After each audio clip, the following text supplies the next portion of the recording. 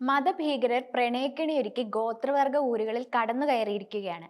വനവാസി ഊരുകളിലേക്ക് വിവാഹം ഉറപ്പിച്ച് ചേക്കേറുന്നവരിൽ ബംഗാളികളും റോഹിംഗ്യൻ തീവ്രവാദികളും ഉണ്ടെന്നാണ് സൂചന.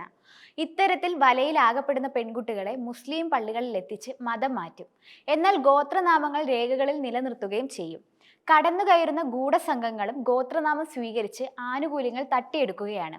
റവന്യൂ അധികാരികൾ ഉൾപ്പെടെ ഗൂഢാലോചനയ്ക്ക് കൂട്ടുനിൽക്കുന്നതായും ഇപ്പോൾ ആരോപണമുയരുന്നുണ്ട്.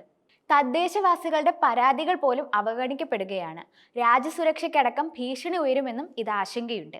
പെരിങ്ങമല ഉറുപ്പരിക്കകം സെറ്റിൽമെന്റിൽ ബംഗാളിയായ മുസ്ലിം യുവാവ് ഗോത്രവർഗ യുവതിയെ വിവാഹം കഴിച്ച് അനിൽ കാണി എന്ന പേരിൽ പട്ടികവർഗ ആനുകൂല്യം പറ്റി ജീവിക്കുകയാണ് ഇപ്പോൾ.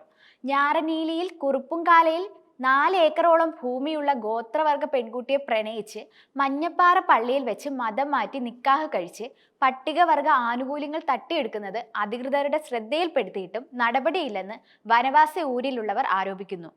വില്ലേജ് ഓഫീസിൽ രേഖാമൂലം പരാതി നൽകിയിട്ടും മതം മാറുന്നവർക്ക് പട്ടികജാതി സർട്ടിഫിക്കറ്റ് നൽകുന്നതായും ഗോത്രവർഗ സെറ്റിൽമെന്റിലുള്ളവർ ആരോപിക്കുന്നുണ്ട്.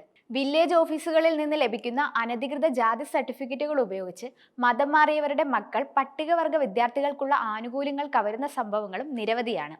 പട്ടികവർഗ വകുപ്പ് മന്ത്രിയുടെ ഓഫീസിലേക്ക് നൽകുന്ന നിവേദനങ്ങൾക്ക് മറുപടി പോലും ലഭിക്കാറില്ലെന്നും ഗോത്രജനത സാക്ഷ്യപ്പെടുത്തുന്നു. ഗോത്രവർഗ ഭൂമി തട്ടിയെടുക്കാൻ പ്രണയക്കെണി ഒരുക്കി വട്ടമിടുന്ന കഴുകന്മാരിൽ നിന്ന് രക്ഷ നേടാനാകാതെ ഗോത്രജനത വിഷമിക്കുകയാണിപ്പോൾ. വസ്തു തട്ടിയെടുക്കാൻ സംഘങ്ങൾക്കൊപ്പം പെൺവാണിഭ സംഘങ്ങളും ഒത്തുചേർന്നാണ് പ്രവർത്തിക്കുന്നത്. ഇസ്ലാമിക മതമൗലികവാദ സംഘടനകളും ഇവർക്കൊപ്പം കൈകോർത്ത് പ്രവർത്തിക്കുന്നുണ്ട്. ഇത് രാജ്യസുരക്ഷയ്ക്ക് പോലും വെല്ലുവിളി ഉയർത്തുമെന്ന ആശങ്കയും ഉയരുന്നുണ്ട്.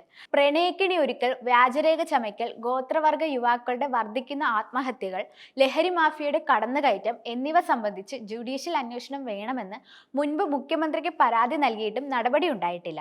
നിലവിലെ പട്ടികവർഗ വകുപ്പ് മന്ത്രിയുടെ ഓഫീസിൽ പരാതിയോ നിവേദനമോ നൽകിയാൽ യാതൊരു മറുപടിയും ലഭിക്കാറില്ല.